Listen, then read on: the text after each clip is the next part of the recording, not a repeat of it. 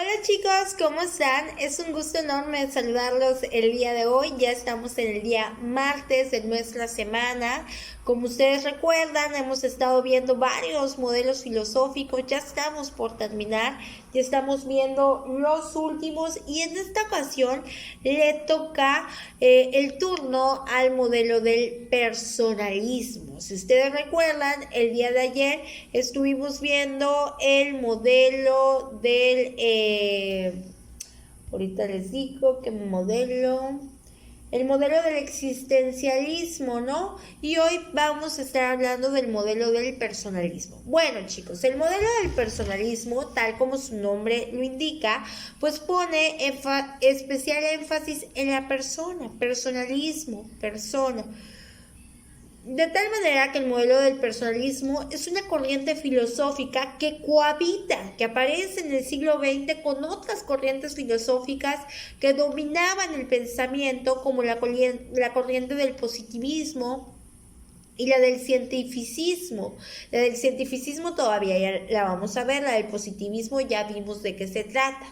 Bueno, pues esas corrientes eran las que dominaban el pensamiento en esa época, en el siglo XX, pero de repente aparece este modelo, esta corriente filosófica llamada personalismo, que empieza a poner especial énfasis precisamente en quién creen ustedes. Pues en la persona, ¿verdad? Empieza a considerar a la persona, es decir, al hombre, como un ser racional, capaz de pensar, de razonar aquello bueno y aquello malo, de basar sus actos siempre producto de un razonamiento lógico de la verdad, ¿verdad? También empieza a ver al hombre, al humano, como un ser esencialmente social. ¿Por qué esencialmente social? Porque el ser humano, para cumplir todos sus satisfactores de necesidades, para poder satisfacer sus necesidades, para poder vivir, necesita ¿qué? Socializar, interactuar. Entonces, esta teoría ve a uno, al hombre o a la persona, como un ser social, como un ser gregario que necesita comunicarse y mantenerse acompañado para sobrevivir. También lo empieza a ver como un hombre comunitario. Se empieza a ver como un ser racional, social, pero también comunitario, que se agrupa, vive en agrupación, busca la comunidad, busca la organización para poder desarrollarse como es debido. Pero no solo eso, también considera a la persona como una persona libre, que tiene libertad, libre albedrío para decidir lo que quiere o lo que no quiere, para decidir a voluntad, es decir, de manera libre, qué es lo que quiere y qué es lo que no quiere. También lo considera como un hombre o como una persona que tiene valor por el mero hecho de ser humano, por el mero hecho de ser persona, ¿verdad? Por lo tanto, como tiene valor, ese valor le impide ser considerado igual a un objeto. ¿Por qué? Porque desde el nacimiento la persona tiene este valor que lo hace único y que lo hace distinguirse de cualquier tipo de objeto inanimado que no tiene raciocinio, que no tiene socialización, que no tiene la necesidad de agruparse en comunidad, que no es libre porque no tiene pensamiento. En cambio, el personalismo nos ve a nosotros como seres dotados de pensamiento que nos distingue totalmente de los objetos, ¿verdad? También la teoría del personalismo nos empieza a ver como seres morales. ¿Qué será la moralidad? El hecho, ¿verdad?, de tener valores, de saber qué es el buen actuar y qué es el mal actuar. Cuándo estoy actuando mal, cuándo estoy actuando bien, y tener estos valores morales que me permitan corregirme, que me permitan actuar de la mejor manera. Y una cosita muy interesante, que el personalismo, como ve al hombre libre, como ve al hombre social, como ve al hombre distinto a un objeto, pues obviamente el hombre, como es distinto a un objeto, puede tener capacidad de amor. El personalismo ve al hombre como un ente, una persona capaz de amar lo que le rodea, amar a su prójimo, amar todo lo que pueda, de sentir un cariño, una emoción, una devoción por algo, ¿verdad? Y por ende, pues considera al hombre, a la persona, como una especie suprema, racional, social, dotada de muchas capacidades que le permiten diferenciarse de cualquier tipo de objeto. Bien, chicos, esta teoría que da especial énfasis al hombre y que ve al hombre, a la persona, como un ser con muchísimas cualidades que lo distinguen de los objetos, tuvo como principal potenciador, como principal pensador a Immanuel Kant. No sé si ustedes han escuchado, Immanuel Kant o Immanuel Kant es lo mismo, ¿verdad? Kant es considerado precisamente el precursor, el padre, el pionero del personalismo, ¿verdad? ¿Por qué? Porque empezó a tomar estos fundamentos, a desarrollar, mejor dicho, fundamentos teóricos que tenían que ver con la persona y cómo la persona constituía un valor en sí misma que le permitía distinguirse de cualquier cosa u objeto que no tenía valor, que no tenía emoción, que no tenía amor, que no tenía personalidad, ¿verdad? Él fue precisamente el que pues estableció estas ideas del personalismo. Immanuel Kant tiene varias frases célebres que señalan precisamente la devoción que tenía hacia estos pensamientos del personalismo. Por ejemplo, esta frase, miren, vemos las cosas no como son, sino como nosotros somos. Y le daba en esa frase pues especial énfasis al personalismo de cómo nosotros, como somos los seres capaces de amar, capaces de influir, por nosotros veíamos las cosas no como eran realmente, sino con la influencia de nuestro pensamiento. Otra de las frases muy célebres de Immanuel Kant, que tiene que ver muchísimo con el modelo del personalismo, es esta: la libertad es aquella facultad que aumenta la utilidad de todas las demás facultades, ¿no? Y le daba esa importancia a la característica libre que tenemos todos los seres humanos de elegir qué queremos a voluntad, de lo que no queremos, ¿verdad? Entonces decía que esa libertad nos ayuda a potenciar otras de las facultades que podemos tener.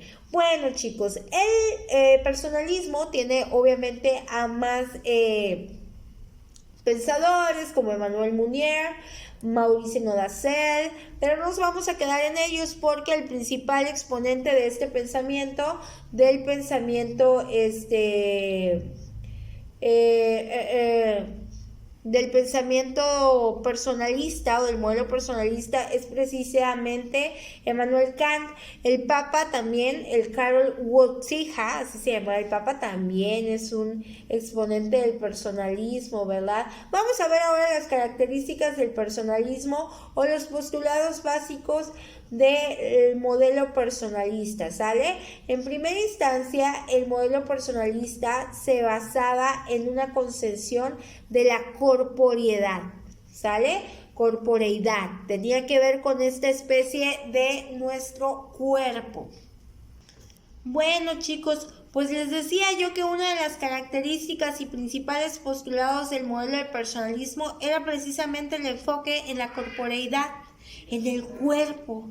Esta teoría hablaba de que el cuerpo no solamente es algo material, algo que se puede tocar, al contrario, esta teoría decía que nuestro cuerpo es la versión externa de lo que hay en nuestro interior, de tal manera que todo lo interior lo reflejamos a través de nuestra corporeidad y que además la corporeidad que tenemos, chicos, nuestro cuerpo, ¿verdad?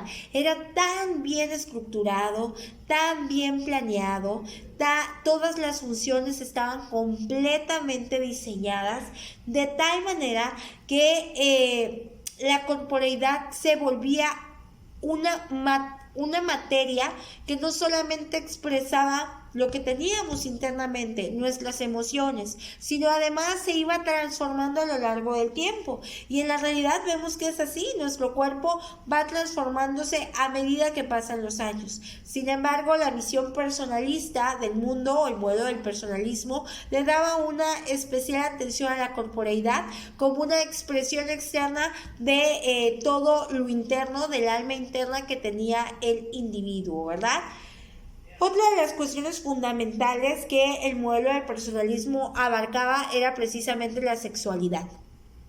La sexualidad decía que era un privilegio elemental para todo ser humano, que todas las personas teníamos que explotar precisamente la sexualidad, porque era un instinto con el que veníamos predispuestos, que había que pues explotar, que realizar, era una necesidad. Sin embargo, la sexualidad no solamente se reducía al sexo y al placer que te produce el sexo, sino iba más allá. El modelo del personalismo hablaba precisamente que la sexualidad se ejecutaba como una encarnación. Los seres que participaban en una sexualidad se hacían uno solo, de tal manera que había una complicidad, de tal manera que había un intercambio de emociones, de sentimientos, de reacciones. Por lo tanto, la sexualidad era una manera de ejercer nuestra libertad, de expresarnos, de amarnos, de sentirnos. Por eso la importancia de ejercerla con libertad, pero también con mucha responsabilidad, ¿verdad?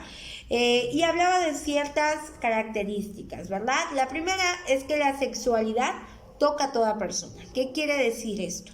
Que la sexualidad es elemental para toda persona, es necesaria, es un instinto con el que venimos predestinados. Por lo tanto, la sexualidad es parte fundamental de toda persona y le toca a toda persona, ¿verdad? Es una parte, una especie de reconocimiento o de identidad dentro de la especie humana. Por ejemplo, nuestro sexo nos identifica, por ejemplo, con si somos mujeres o somos hombres. Vemos que en la actualidad pues esto ya no significa nada, que hay muchas preferencias sexuales y muchos géneros, muchos géneros. Sin embargo, en la anterioridad pues esto era lo que pensaba este modelo. La sexualidad humana es complementariedad y comunión, lo que les decía, que al momento de ejercer la sexualidad nos complementamos y se habla acerca de una comunión que hay, ¿verdad? Y por supuesto, amor y procreación, ¿verdad? ¿Qué quiere decir esto? Que a través de la sexualidad pues establecemos amor, establecemos lazos de amor, pero también establecemos lazos de procreación, porque a través de la sexualidad pues es que podemos seguir perpetuando nuestra raza humana, tener hijos, pues. Entonces la sexualidad es parte fundamental. Bueno, y otro punto que tocaba el personalismo era precisamente el modelo del hombre como varón o mujer, o el hombre como varón o mujer. Hablaba precisamente de la diferencia entre un varón y una mujer desde el aspecto físico y mental, ¿verdad? Sin embargo, hablaba que aunque estos seres son muy diferentes en el aspecto físico y mental, se complementan el uno al otro, de tal manera que la mujer es necesaria para el hombre y el hombre es necesario para la mujer, ¿verdad? Es decir, la existencia de uno no puede estar completa si no existe el otro, porque precisamente la mujer es la pareja perfecta del hombre y el hombre es la pareja perfecta de la mujer, ¿verdad? Es un maravilloso complemento que unidos pues forman una bomba positiva, ¿no? Era lo que establecía este modelo del personalismo, que también abarcaba la cultura, que hacía referencia a que dentro del mundo nos encontramos con diversas ideologías, con diversos pensamientos, pero es el propio hombre que empieza a transformar su cultura, a transformar sus pensamientos a través de la propia acción que el hombre lleva precisamente en la sociedad, la propia acción que el hombre ejercita en la sociedad. También hablaba este modelo o también toca este modelo la fe y la ciencia, ¿verdad? Habla también de la fe y la ciencia. Y esto habla precisamente de que el valor de una persona alcanza una magnitud inacabable, una magnitud infinita, ¿verdad? Con la razón, porque a través de la razón las personas nos empezamos a preguntar el porqué de las cosas, el para qué, nos empezamos a hacer preguntas y cuestionamos a veces hasta nuestra propia existencia, y dependiendo de nuestras características personales podemos encontrar esas respuestas, ya sea en la fe o en la ciencia, como cuando hablábamos del modelo del existencialismo, ¿no? Que se acuerdan que habían dos partes, dos corrientes, los que eran teólogos y los que eran ateos. Unos basaban su idea en la existencia de un Dios supremo y otros basaban su idea precisamente en un accidente del universo. El modelo del personalismo habla un poquito de ello y dice, mira, la razón te hace, el hecho que tengas razón como ser humano, te hace preguntarte el porqué de todo y el para qué de todo. Sin embargo, vas a hallar la respuesta dependiendo de tu esencia, de tu personalidad, de tus ideologías. Puedes hallar la respuesta en un Dios, pero también, o en tu fe.